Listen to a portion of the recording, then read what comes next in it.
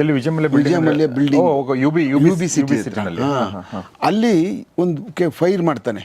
ಅದಕ್ಕೆ ಆ photo fire ಮಾಡಿರ್ತಾನೆ. ಯಾರ ಫೋಟೋಗೆ ಸರ್?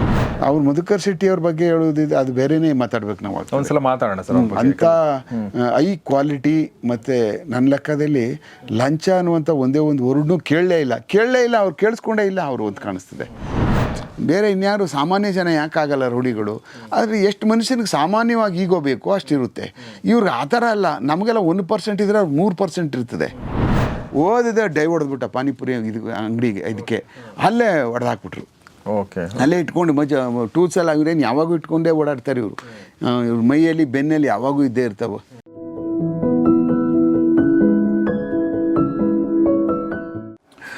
ಸ್ನೇಹಿತರೆ ನಮಸ್ಕಾರ. ಗೌರಿ ಶಕ್ಕಿ ಸ್ಟುಡಿಯೋದ ವಿಶೇಷ ಕಾರ್ಯಕ್ರಮ, ಸರಣಿ ಕಾರ್ಯಕ್ರಮ ಬೆಂಗಳೂರು ಅಂಡರ್ವರ್ಲ್ಡ್ ನಿಮಗೆಲ್ಲ ಸ್ವಾಗತ. ನಾನು ಗೌರಿ ಶಕ್ಕಿ.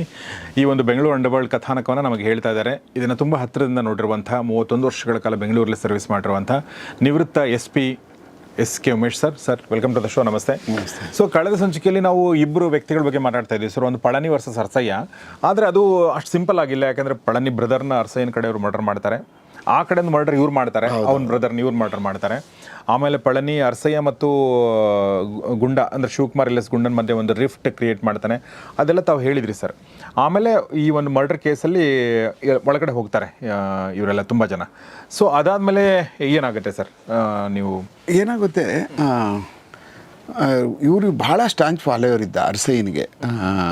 ಗುಂಡ, ಮಾರೇನಹಳ್ಳಿ ಗುಂಡ ಅಂತ ಕರೀತಾರೆ ಅವನಿಗೆ. ಗುಂಡ ಅಲಿಯಾಸ್ ಶಿವಕುಮಾರ್. ಗುಂಡ ಅಲಿಯಾಸ್ ಶಿವಕುಮಾರ್ ಅಂತ ಹೇಳಿ ಅಂತ. ಅವನ ಜೊತೆ ಒಬ್ಬ ಚಂದು ಅಂತ ಒಬ್ಬ ಬೇರೆ ಇದ್ದ.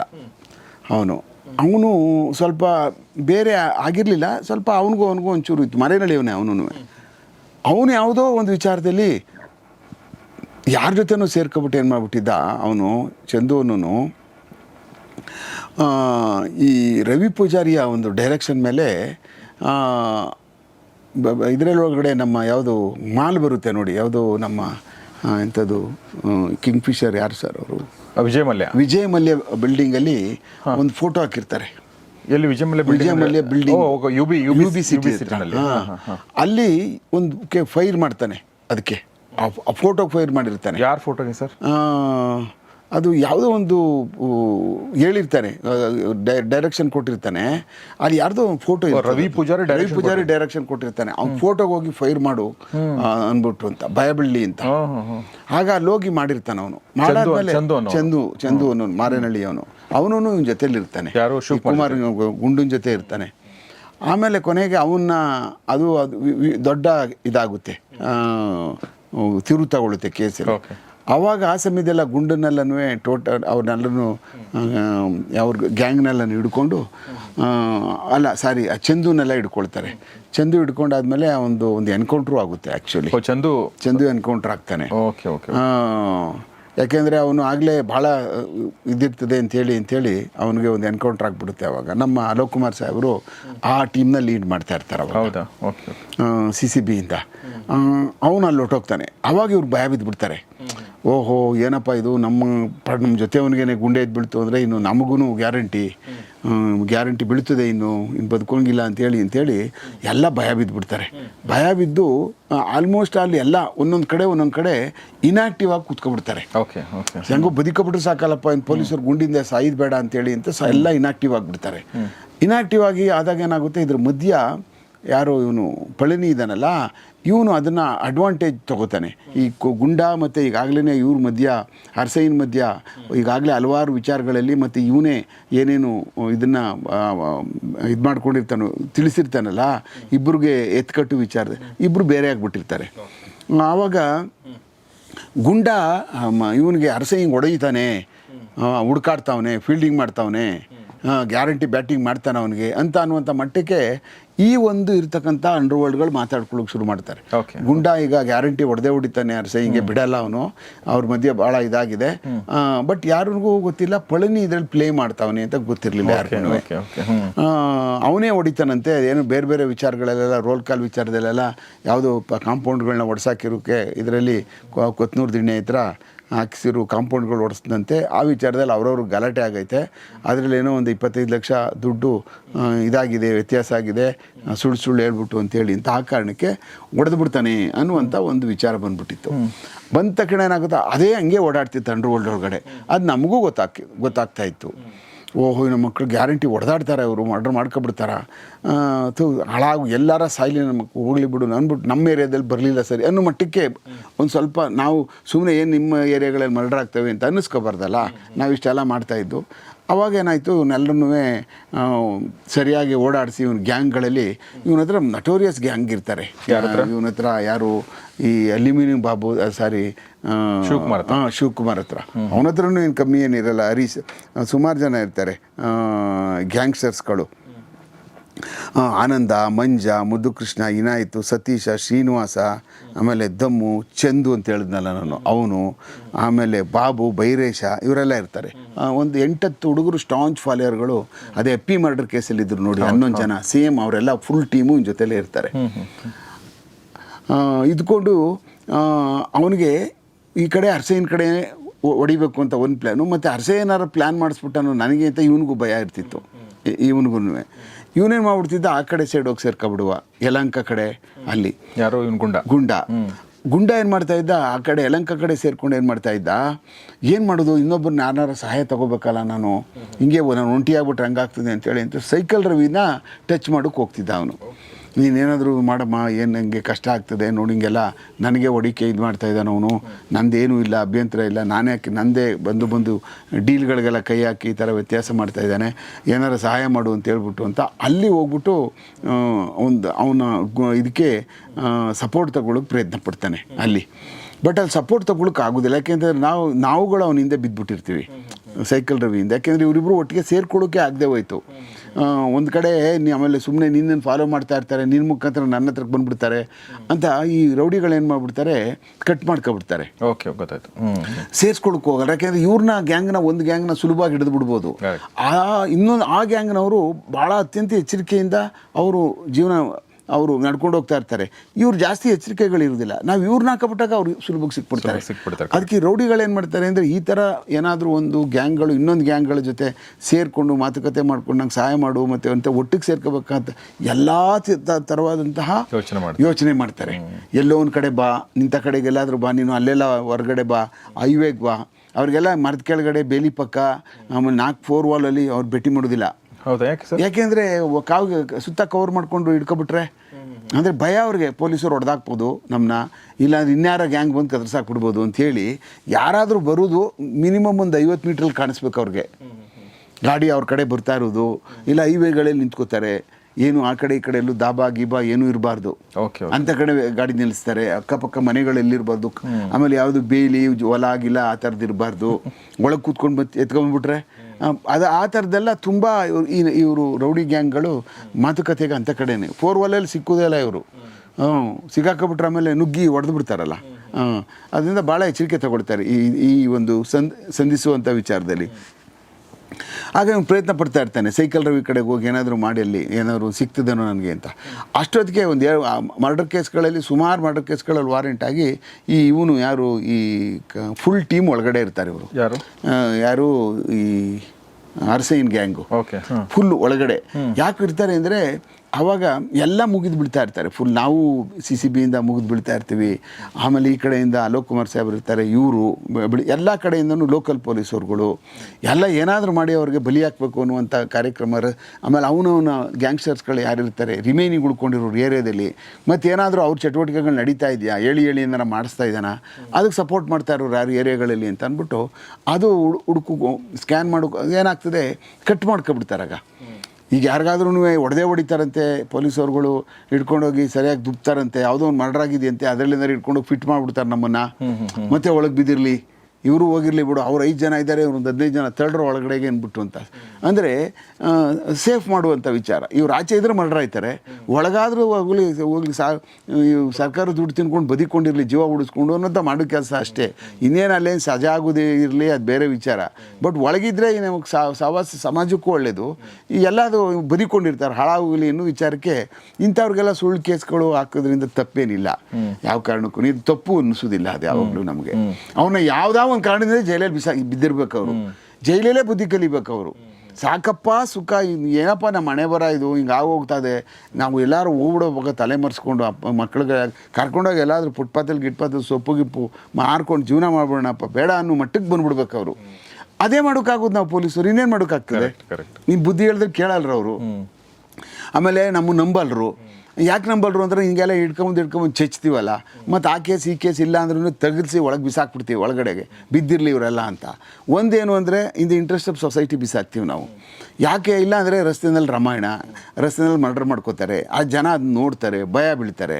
ಎರಡನೇದು ಅವನು ಸಾಯ್ತಾನೆ, ಅವನ ಸಂಸಾರ ಹೋಯ್ತದೆ. ಈ ಎಲ್ಲ ಬೇಡ, ಸರ್ಕಾರದ ನೀನು ಮುದ್ದೆ ಮುರಿಯಪ್ಪ ಅಂತೇಳಿ ತಗೊಂಡು ಒಳಗೆ ಬಿಸಾಕ್ಬಿಡ್ತೇವೆ. ಇದು ರೌಡಿಗಳಿಗೆ ಮಾಡ್ತೀವಿ, ಅಲ್ಲೇನು ಮಾಡೋದಿಲ್ಲ, ಮುಚ್ಚಿಟ್ಕೊಂಡು ಹೇಳುವಂಥದ್ದು ಏನಿಲ್ಲ. ಈ ನಟೋರಿಯಸ್ ಗ್ಯಾಂಗ್ಗಳಿಗೆಲ್ಲ ಹಂಗೆ ಮಾಡೋದು.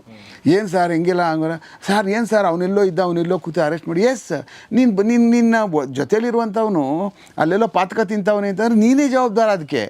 ಇನ್ನು ನೀನೇ ಗ್ಯಾಂಗ್ ಕಟ್ಟಬೇಕು.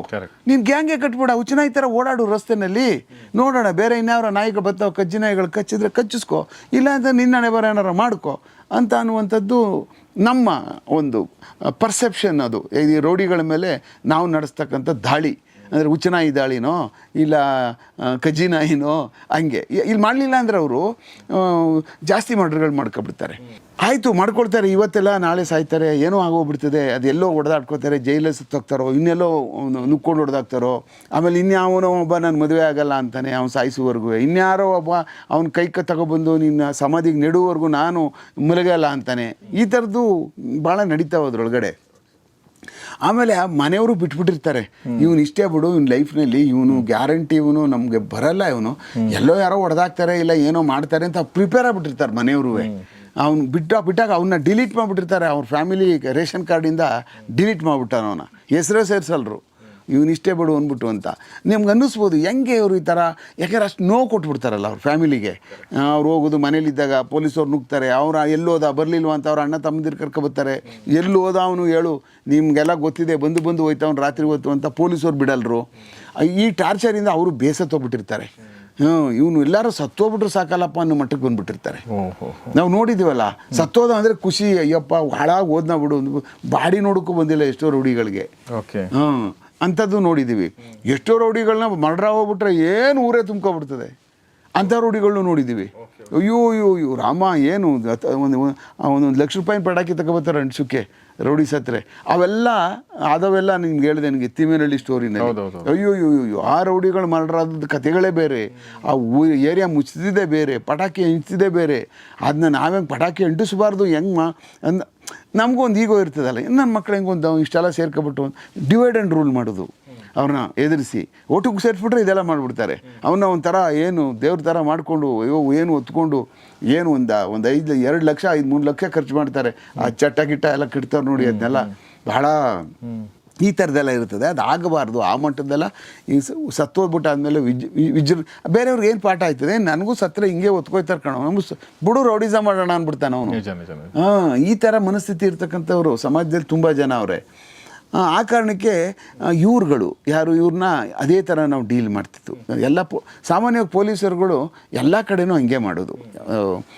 ಇವ್ರನ್ನ ಬಲಿ ಹಾಕಬೇಕು, ಏನಾದರೂ ಮಾಡಬೇಕು ಅಂದರೆ ಹೆಂಗೆ ಇವ್ರ ಮೇಲೆ ಸುಳ್ಳು ಕೇಸ್ ಹಾಕುವಂಥದ್ದು ಅನ್ನುವಂಥದ್ದೆಲ್ಲ.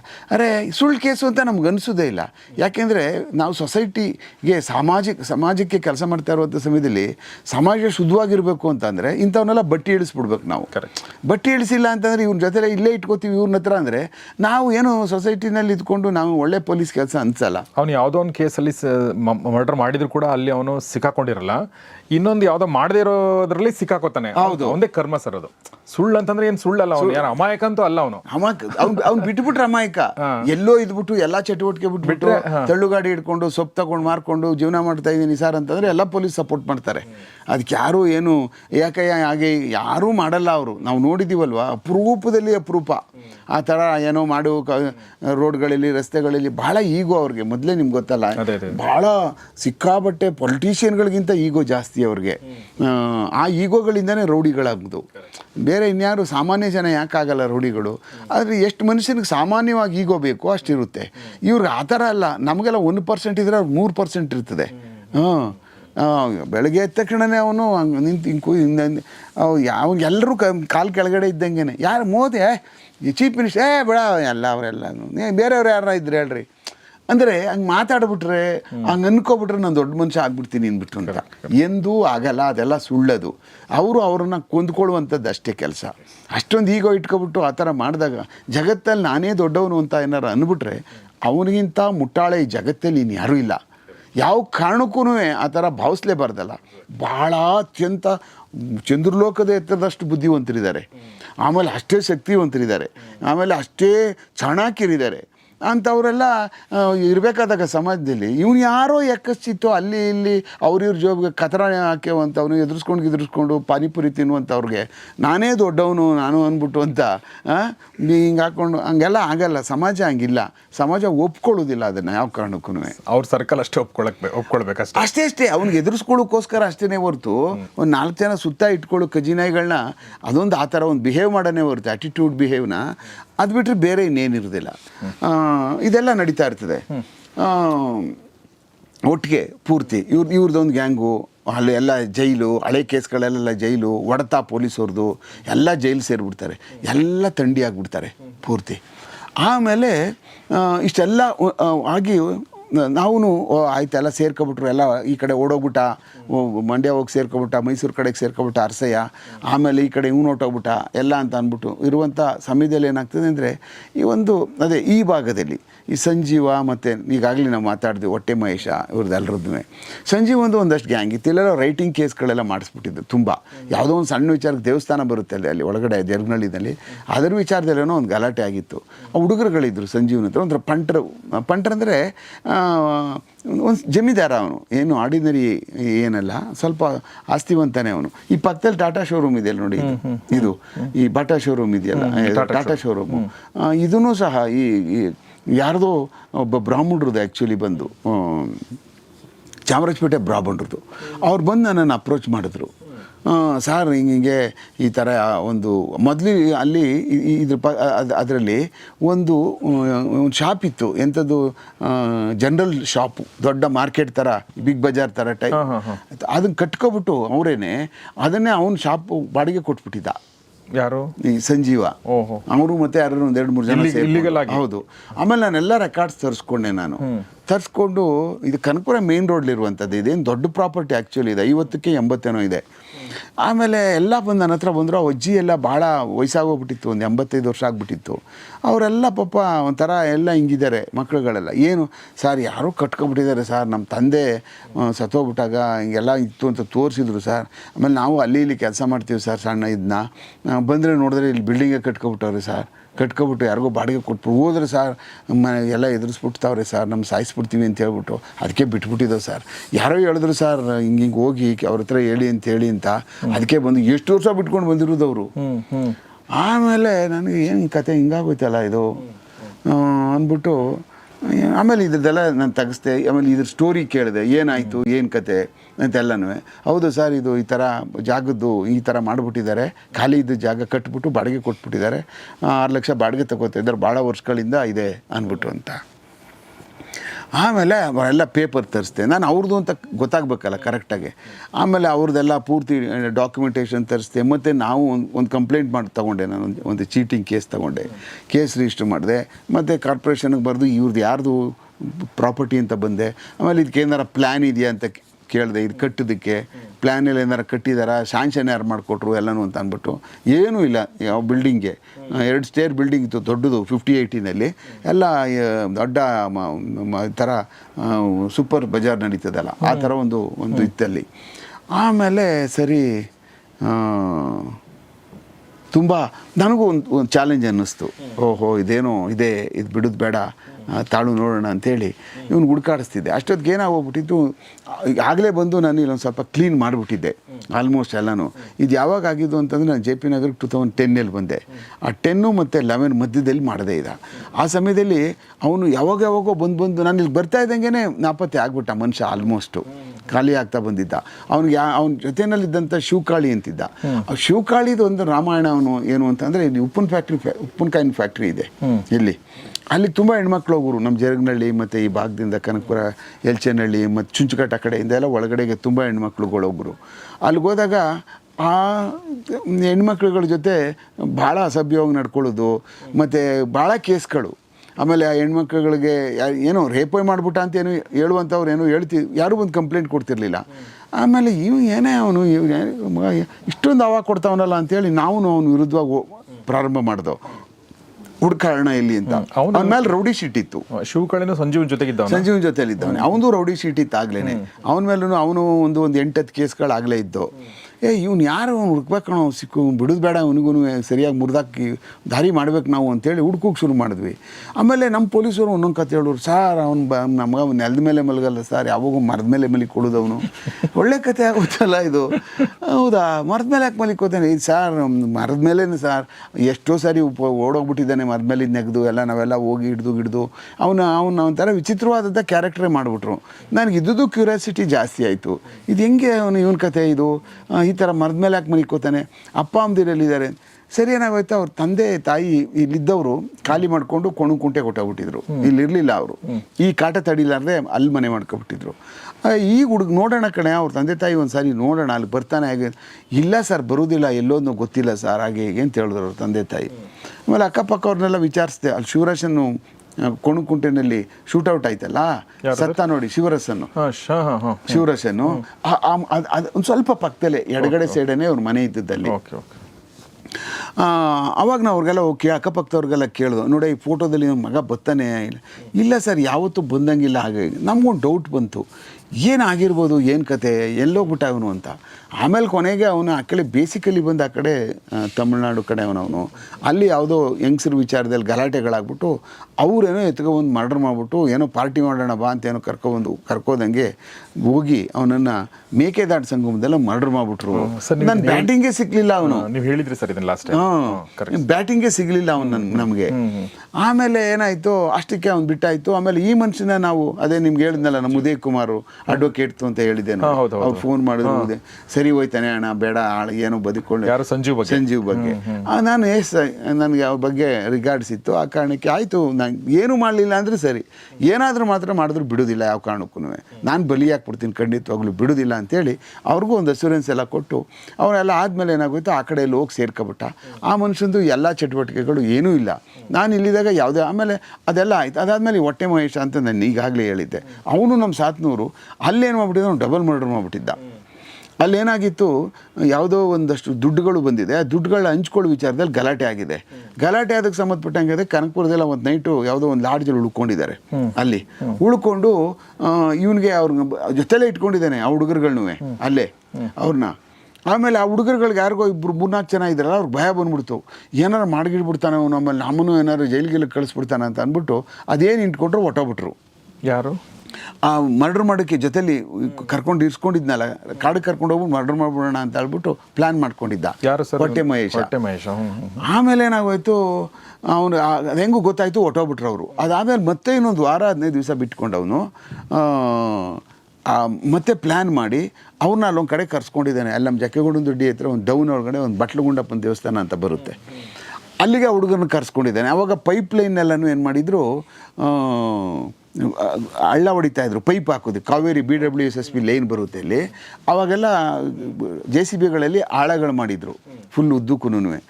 ಆ ಟೈಮ್ನಲ್ಲಿ ನಮ್ಮ ಇವರಿದ್ದರು, ಯಾರು ನಮ್ಮ IG ಎಂಥ ಶೆಟ್ಟರು ಅಂತ ತೀರ್ಕೊಬಿಟ್ರಲ್ಲ ಸರ್, ಮಧುಕರ್ ಶೆಟ್ಟಿಯವರು ಅವಾಗ ಬೆಂಗಳೂರು ಪ್ರೊಬೇಷನರಿ IPS ಅವರು, ನಮ್ಮ ರಾಮನಗರ ಚನ್ನಪಟ್ಟಣಕ್ಕೆ ಬಂದಿದ್ರಾಗ ಅವರು ಬಂದಾಗ ಆಗ ಆ ಟೈಮ್ನಲ್ಲಿ ಬಂದು ವಡ್ಡರ್ಸಿ ರಘುರಾಮ್ ಶೆಟ್ಟಿ ಅವ್ರು ಮಧುಕರ್ ಶೆಟ್ಟಿ ಅವ್ರ ಬಗ್ಗೆ ಹೇಳೋದಿದೆ, ಅದು ಬೇರೆನೇ ಮಾತಾಡ್ಬೇಕು ನಾವು. ಒಂದ್ಸಲ ಮಾತಾಡೋಣ ಸರ್. ಅಂಥ ಐ ಕ್ವಾಲಿಟಿ, ಮತ್ತು ನನ್ನ ಲೆಕ್ಕದಲ್ಲಿ ಲಂಚ ಅನ್ನುವಂಥ ಒಂದೇ ಒಂದು ವರ್ಡ್ನೂ ಕೇಳಲೇ ಇಲ್ಲ, ಅವ್ರು ಕೇಳಿಸ್ಕೊಂಡೇ ಇಲ್ಲ ಅವರು ಅಂತ ಕಾಣಿಸ್ತದೆ.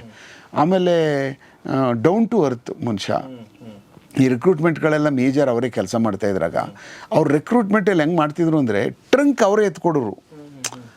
IPS ಆಫೀಸರ್ ಅಲ್ಲಿ ನಿಂತ್ಕೊಂಡು ಟ್ರಂಕ್ನ ಅವ್ರ ರೂಮಿಂದ ಎತ್ಕೊಡೋರು ಆಚೆ. ಆ ಮಟ್ಟಕ್ಕೆ ಮಾನಿಟ್ರ್ ಮಾಡ್ತಿದ್ರು. ಎಕ್ಸಾಮಿನೇಷನ್ಸ್ ಪೇಪರ್ಸ್ ಟ್ರಂಕ್ ಒಳಗೆ ಕೊಡಬೇಕಲ್ಲ ಅದನ್ನ, ಆಮೇಲೆ ಅದನ್ನು ಕಂಪೈಲ್ ಮಾಡಬೇಕಲ್ಲ, ಅದನ್ನು ಟ್ಯಾಬ್ಯುಲೇಷನ್ ಮಾಡಬೇಕಲ್ಲ, ಪರ್ಸ್ನಲ್ ಅವರೇ ಕೂತ್ಕೊಂಡು ನಮ್ಮ ಹತ್ರ ಎಲ್ಲ ಕೂರಿಸ್ಕೊಂಡು ಟ್ಯಾಬ್ಲೇಷನ್ ಮಾಡೋರು. Okay okay okay. ಅಂದರೆ ಅದರ ಸೆನ್ಸಿಟಿವಿಟಿ ನಮಗೆ ಇವಾಗ ಗೊತ್ತಾಗ್ತದೆ ಯಾಕೆ ಹಂಗೆ ಮಾಡ್ತಾಯಿದ್ರು ಅಂತ. ಅದಕ್ಕೆ ಅವ್ರ ಕಾಲದಲ್ಲಿ ಏನೂ ಆಗಲಿಲ್ಲ ಅಷ್ಟು ಮಾನಿಟ್ರ್ ಮಾಡಿರೋದಕ್ಕೆ ಅಲ್ಲಿ ಆವಾಗ. ಪ್ರತಿಯೊಂದೂ ಟ್ಯಾಬ್ಲೇಷನಿಂದ ಹಿಡಿದು ಎವ್ರಿ ಮಿನಿಟು ಆ ಕಡೆ ಈ ಕಡೆ ಹೋಗೋಂಗಿಲ್ಲ ಟ್ಯಾಬ್ಲೇಷನ್ ಆಗೋರ್ಗು. ಎಲ್ಲಾದರೂ ಏನಾದರೂ ಯಾರಾದರೂ ಕೈ ತೋರಿಸ್ಬಿಟ್ರೆ ಕುಂತುಬಿಟ್ರೆ ಹಿಂದ್ಗಡೆ ಟ್ಯಾಬ್ಲೇಷನ್ ಆಗಬೇಕಾದಾಗ 12, 13, 14, 15, 16 ಇಡೀ ರಾತ್ರಿ ನೆಕ್ಸ್ಟ್ ಡೇ 9 ಗಂಟೆವರೆಗೂ ಟ್ಯಾಬ್ಲೇಷನ್ ಮುಗಿಯೋವರೆಗೂ ಹಂಗೆ ಕೂತಿರೋರಂತೆ. ಪೂರ್ತಿ. ಅದಕ್ಕೆ ಎಕ್ಸಾಮಿನೇಷನ್ಸ್ ಆಗಿ ನೀಟಾಗಿ ನಡೀತಾ ಇತ್ತು. ಯಾರಿಗೋ 4 ಬಿಟ್ಬಿಟ್ಟು ನೀವು ಮಾಡ್ರೆ ಟ್ಯಾಬ್ಲೇಷನ್ ಅಂದ್ಬಿಟ್ರೆ ಏನು ಸುಮ್ಮನೆ ತೂರಿಸ್ಬಿಟ್ರೆ ಮುಗ್ದೈತಲ್ಲ. ಎಲ್ಲೋ ಇವನೆಲ್ಲೋ ಯಾರಿಗೋ ಕಾಂಟ್ಯಾಕ್ಟ್ ಮಾಡ್ಕೊಂಡು ತೂರಿಸ್ಬಿಟ್ರೆ ಚಾಪ್ಟ್ರೇ ಕ್ಲೋಸ್ ಅಲ್ಲ. ಹೆಸ್ರುಗಳು ಯಾರು ಹೋಗೋದು ನಾಳೆ ದಿವಸ ನಮ್ಮದೇ ತಾನೇ ಡ್ಯಾಮೇಜ್ ಆಗುವಂಥದ್ದು. ಆ ಥರ ಮಾನಿಟ್ರ್ ಮಾಡ್ತಾಯಿದ್ರು. ತುಂಬ ಎಕ್ಸಾಮ್ಗಳು ಮಾಡಿದ್ರು ಸಬ್ ಇನ್ಸ್ಪೆಕ್ಟ್ರದೆಲ್ಲ. ಇವರಲ್ಲಿ DIG ರಿಕ್ರೂಟ್ಮೆಂಟ್ ಇದ್ದರು ಆ ಟೈಮ್ನಲ್ಲಿ CODನಲ್ಲಿ. ಅದಕ್ಕೆ ಯಾರೂ ಬಾಲ ಬೀಚಕ್ಕಾಗ್ತಿರ್ಲಿಲ್ಲ ಆಗ. ಅವ್ರ ಹತ್ರ ಸಹವಾಸ ಬೇಡಪ್ಪ ಅಂತ. ಅಂಥವ್ರೆ ಆ ಜಾಗದಲ್ಲೆಲ್ಲ ಇರಬೇಕಲ್ಲ, ನ್ಯಾಯ ಸಿಗಬೇಕು ಒಳ್ಳೆ ಬಡವ್ರಿಗೆಲ್ಲ ಅಂದ್ಬಿಟ್ಟು ಅಂತ.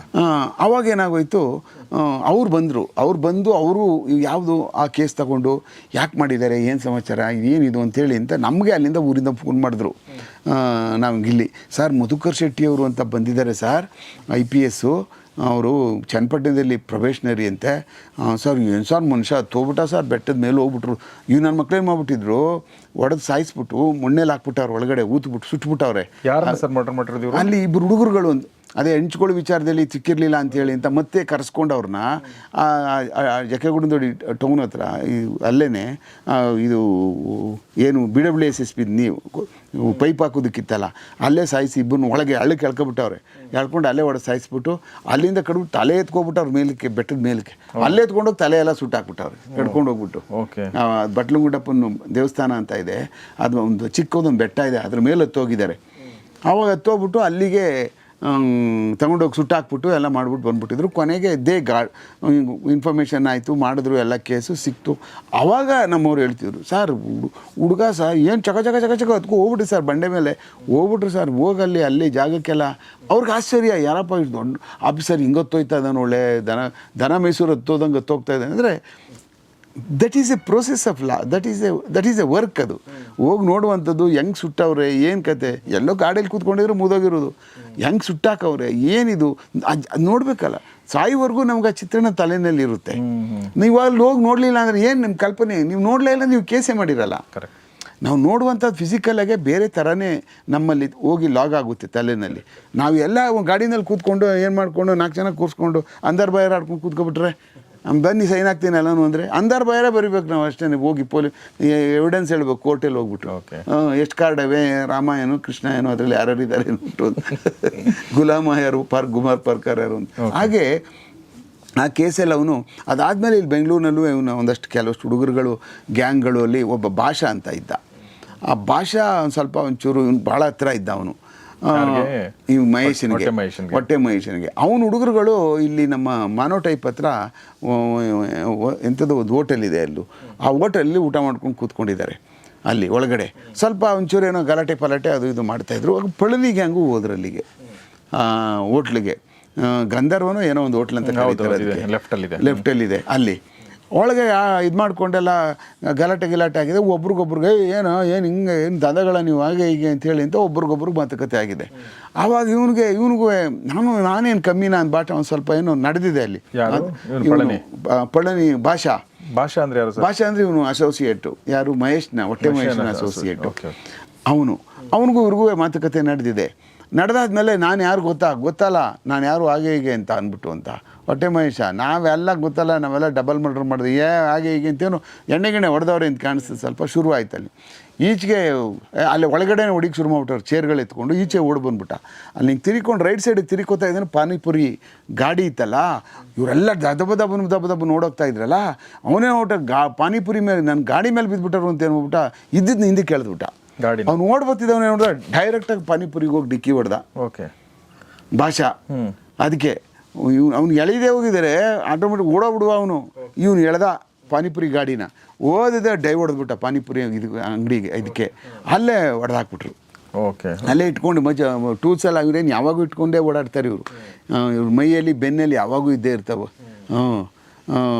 ಇವು ಲಾಂಗ್ಗಳು ಸರಿ ಆಯಿತು, ಹೊಡೆದಾಕ್ಬಿಟ್ಟಿದ್ರು ಅಲ್ಲೇ. ಅದು ನಮ್ಮ ಬನಶಂಕರಿ ಪೊಲೀಸ್ ಸ್ಟೇಷನ್ ಲಿಮಿಟ್ಸಿಗೆ ಬಂದು ಆಮೇಲೆ ಕೇಸೆಲ್ಲ ರಿಜಿಸ್ಟರ್ ಆಗಿತ್ತದು ಅವಾಗ. ಅದಾದಮೇಲೆ ತಪ್ಪಿಸ್ಕೊಂಡಿದ್ರು ಒಂದಷ್ಟು ದಿವಸ ಅಲ್ಲಿ ಇಲ್ಲಿ ಓಡಾಡಿಕೊಂಡು. ಆಮೇಲೆ ಇದೊಂದು ಗ್ಯಾಂಗ್ ಆಚೆ ಇದ್ರಲ್ಲ, ಅವಾಗ ಏನಾದರೂ ಮಾಡಬೇಕು, ಇವ್ನು ಹೊಡಿಬೇಕು ಅಂತೇಳಿ ಅಂತ ಪ್ಲ್ಯಾನ್ ಮಾಡಿಕೊಂಡು ಸ್ವಲ್ಪ ನಡೀತಾ ಇತ್ತು. ಯಾವ ಗ್ಯಾಂಗ್? ಈ ಪಳನಿಗೆ ಅಟ್ಲೀಸ್ಟ್ ಈ ಕೇಸ್ ಎಲ್ಲಾದರೂ ಮುಗಿಸ್ಬಿಟ್ರೆ, ಕೇಲ್ ಖತಮ್ ಆಗೋಗ್ಬಿಟ್ರೆ ಸರಿ ಹೋಗ್ತದೆ ಅಂತ ಇವರು ಅಲೋಕ್ ಕುಮಾರ್ ಸಾಹೇಬರು ಎಲ್ರಿಗೂ ಹುಕುಂ ಕೊಟ್ಟರು, ಹಾಕ್ಬಿಡಿ, ಬಿಡಬೇಡಿ, ಏನಾದರೂ ಮಾಡಿ ಆಗಿ ಸರಿ ಯಾವುದೋ ಒಂದು ಎಂಡ್ ಆಗಿಬಿಡಲಿ ಆ ಕಡೆ ಅಂದ್ಬಿಟ್ಟು ಅಂತ. ಆಮೇಲೆ ಹುಡ್ಕಾಡೋಕ್ಕೆ ಶುರು ಆದ ತಕ್ಷಣ ಏನಾಗೋಯ್ತು, ಎಲ್ಲ ಹಳೇ ಕೇಸಲ್ಲಿ ವಾರೆಂಟ್ಗಳಿದ್ದು ಸುಮಾರು, ಜೈಲಿಗೆ ಹೋಗದೆ ವಾರೆಂಟ್ ಆಗಿದ್ದು ಪಟ ಬಂದ ಹೋಗೋಷ್ಟು ಬೆಳಗ್ಗೆ ಅಷ್ಟೊತ್ತಿಗೆ ಮ್ಯಾಜಿಸ್ಟ್ರೇಟ್ ಕೋರ್ಟಲ್ಲಿ ವಾರೆಂಟ್ ಒಳಗಡೆಗೆ ಹೋಗಿ ಮ್ಯಾಜಿಸ್ಟ್ರೇಟ್ ಚೇಂಬರ್ ಕೋರ್ಟ್ ಸೇರ್ಕೊಬಿಟ್ರು ಪೂರ್ತಿ. ಅವಾಗ ಎಲ್ಲ ಫುಲ್ ಟೀಮ್ ಎಲ್ಲ ಪೊಲೀಸ್ನವರು ಅಲ್ಲಿ ಕಾಯ್ಕೊಂಡು ನಿಂತಿದ್ದು, ಈಚೆ ಬಂದರೆ ಹಿಡ್ಕೊಬಿಡೋಣ ಅಂತ. ಅಲ್ಲೇನಾಯ್ತದೆ, ಸ್ಕಫಲ್ ಆಗಿಬಿಡ್ತದೆ ಹಂಗೇನಾರು ಅಡ್ವೊಕೇಟ್ಗಳಿಗೆ ನಮ್ಗಳಿಗೆ. ಅದು ಚೆನ್ನಾಗಿರೋದಿಲ್ಲ, ಒಳ್ಳೆ ವಾತಾವರಣ ಅಲ್ಲ ಅದು. ಅವ್ರನ್ನ ಹೆಂಗೆ ಹಿಡ್ಕೋಬೇಕು, ಇಲ್ಲ ಅವ್ರನ್ನ ಮನವೊಲಿಸಿ ಹಿಡ್ಕೋಬೇಕು. ಅಡ್ವೊಕೇಟ್ಗಳಿಗೆ ಬೇಕು, ನಮ್ಗೆ ಹಿಂಗೆಲ್ಲ ಮಾಡಿದ್ದಾರೆ, ನೀವು ಸಪೋರ್ಟ್ ಮಾಡ್ಬೇಕನ್ನ ಒಪ್ಕೊಬಿಡ್ತಾರೆ. ಎತ್ತಕೊಂಡು ಹೋಗ್ತೀವಿ, ನೀವು ಒಂಚೂರು ಇದು ಮಾಡಿ, ಸುಮ್ಮನೆ ಏಕಾಏಕಿ ಹೋಗ್ಬಿಟ್ಟು ಏನೋ ದೌರ್ಜನ್ಯಗಳು ಮಾಡೋಕೆ ಹೋದ್ರೆ ಬಿಡಲ್ರ ಅವರು. ಅವ್ರು ಮೊದಲೇ ಸ್ವಲ್ಪ ಮಾತುಕತೆ ಮಾಡಿಬಿಟ್ರೆ, ನಾವು ಅವ್ರು ಆಚೆ ಬರ್ತಾರೆ ಹಿಡ್ಕೊಬಿಡ್ತೀವಿ, ನಾವು ಹಿಡ್ಕೊಂಡೋಗಿ ಅವರು ಒಪ್ಕೋತಾರೆ. ಸುಮ್ಮನೆ ದೌರ್ಜನ್ಯ ಮಾಡಿದ್ರೆ ಒಪ್ಕೊಳ್ಳಲ್ರ ಅವರು. ಹಾಗೆ ಅವನಿಗೆ ಅಲ್ಲಿ ಪ್ರಯತ್ನ ಪಡೋಣ ಅಂತ ಹೋದ್ವಿ ನಾವು. ಅಷ್ಟೊತ್ತಿಗೆ ವಾರೆಂಟ್ ಆಗೋಗ್ಬಿಟ್ಟು ವಾರೆಂಟ್ನ ರಿಮ್ಯಾಂಡೆಡ್ ಟು ಜುಡಿಷಿಯಲ್ ಕಸ್ಟಡಿ ಅಂತ ಬರದೇ ಬಿಟ್ಟಿದ್ರು ಇವ್ರಿಗೆಲ್ಲ. ಹಂಗೋಗ್ಬಿಟ್ಟು ಆ ಕೇಸ್ ಒಳಗಡೆ ಹೊಟ್ಟೆ ಭಾಷಣ ಮಾಡಿರೋ ಕೇಸಲ್ಲಿ ಮತ್ತೆ ಒಳಗೋಗಿ ಸೇರಿಕೊಂಡ್ರು ಎಲ್ಲ ಪೂರ್ತಿ ಕಂಪ್ಲೀಟ್ ಟೀಮು. ಸುಮಾರು ಆವಾಗ ಗ್ಯಾಪ್ ಆಯಿತು. ಆ ಸಮಯದಲ್ಲಿ ಏನೂ ಇಲ್ಲ, ಎಲ್ಲೂ ಯಾವ ಥರದ್ದು ಏನೂ ಚಟುವಟಿಕೆಗಳಿಲ್ಲ ಈ ಭಾಗದಲ್ಲಿ. ಎಲ್ಲ ಜೈಲಿಲ್ಲ ಅವರೇ, ಎಲ್ಲಿ ಇನ್ಯಾರು ಇರ್ತಾರೆ, ಸಣ್ಣ ಯಾವುದೋ ಬೇರೆ ಚೋಟ ಮೋಟ ಮರ್ಡರ್ಗಳಾಗ್ತವೆ. ಈ ಗ್ಯಾಂಗ್ಸ್ಟರ್ಸ್ ಮರ್ಡರ್ಗಳು ಇರ್ತಿರ್ಲಿಲ್ಲ. ಬೇರೆ ಯಾವುದೋ ಇನ್ನೇನೋ ಗಣಪತಿ ಗಲಾಟೆಗೋ, ಬೇರೆ ಇನ್ಯಾರೋ ಕೆಳಗಡೆ ಅವನು ಯಾರೋ ಚೋಟ ಮೋಟ ಇರ್ತಾವಲ್ಲ, ಏನೋ ವೈರತ್ವಕ್ಕೋ ಹುಡುಗಿರ ವಿಚಾರಕ್ಕೋ ಇಂಥದ್ರಲ್ಲಿ ಸಣ್ಣ ಒಂದು ಮರ್ಡರ್ಗಳು ಬಿಟ್ಟರೆ, ಗ್ಯಾಂಗ್ಸ್ಟರ್ಸ್ಗಳ ಮರ್ಡರ್ಗಳು ಹೆಚ್ಚು ಕಡಿಮೆ ಒಂದು 5-6 ವರ್ಷ ಇರಲೇ ಇಲ್ಲ, ಕಮ್ಮಿ ಆಗ್ಬಿಟ್ಟವು. ಯಾವಾಗ ಗುಂಡೇಟ್ಗಳು ಹಂಗೆ ಬೀಳೋಕ್ಕೆ ಶುರು ಆದವು ನೋಡಿ, ಎಲ್ಲ ಕಡೆನೂ ಹೆಣಗಳು ಬೀಳ್ತಾ ಇದ್ದೋ, ಅವಾಗ ಭಯ ಬಿದ್ದುಬಿಟ್ರು. ಆ ಕಡೆ CCB ಅವ್ರು ಬಾರಿಸ್ತಾ ಇದ್ರು, ನಾನು ಇಲ್ಲಿ ಬಂದುಬಿಟ್ಟಿದ್ದೆ. ಆಮೇಲೆ ನಡೀತಾ ಇತ್ತು ಸಿಕ್ಕಾಪಟ್ಟೆ ಇವ್ರ ವಿರುದ್ಧವಾಗಿ ಕೆಲಸ ನಡೀತಾ ಇತ್ತು. ಅವಾಗ ಇವರೆಲ್ಲ ಒಳಗೋಗ್ಬಿಟ್ಟು ಆಗ್ಬಿಟ್ಟು ಏನಾಗೋಯ್ತು, ಅವ್ರ ಗ್ಯಾಂಗ್ಸ್ಟರ್ಸ್ಗಳು ಒಬ್ಬೊಬ್ಬರೇ ಬೇಲೆಯಲ್ಲಿ ಒಬ್ಬೊಬ್ಬರೇ ಈಚೆ ಬಂದು ಮಯ ಆಗ್ಬಿಟ್ರು. ಅದು ಎಲ್ಲೂ ಹೋಗ್ಬಿಟ್ರು ಅವರೆಲ್ಲ. ಅವ್ರ ಮೇಲೆಲ್ಲ ಮೊದಲೆಲ್ಲ ಒಂದು ಕೇಸ್ ಆದರೂ ಮರ್ಡರ್ ಕೇಸಲ್ಲಿ ರೌಡಿ ಶೀಟ್ ಓಪನ್ ಆಗಿಬಿಡ್ತಿತ್ತು.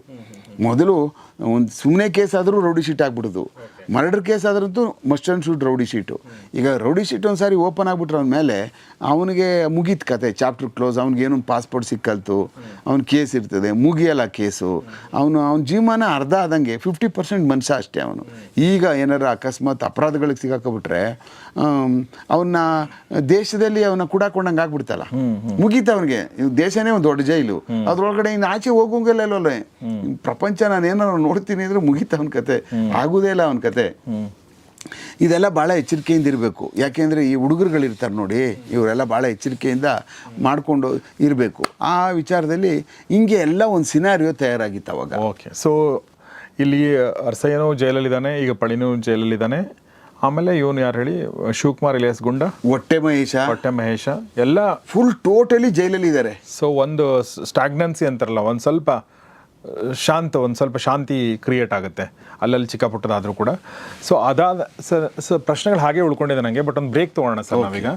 ಒಂದು ಪ್ರಶ್ನೆ ಏನು ಉಳ್ಕೊಂತಂದರೆ, ನೀವು ಇಲ್ಲಿ ಇದು ಟಾಟಾ ಮೋಟರ್ಸ್ ಒಂದು ನೀವು ಹೇಳಿದ್ರಲ್ಲ ಸರ್, ಅದೇನಾಯ್ತು ಅನ್ನೋದೊಂದು ಕರೆಕ್ಟ್ ಅಲ್ಲ, ನಿಲ್ಸೇ ಬಿಟ್ಟಿದ್ದೀನಿ, ಜಂಪ್ ಮಾಡಿದ್ರಿ ಈ ಸಲ ತುಂಬ. ಕರೆಕ್ಟ್.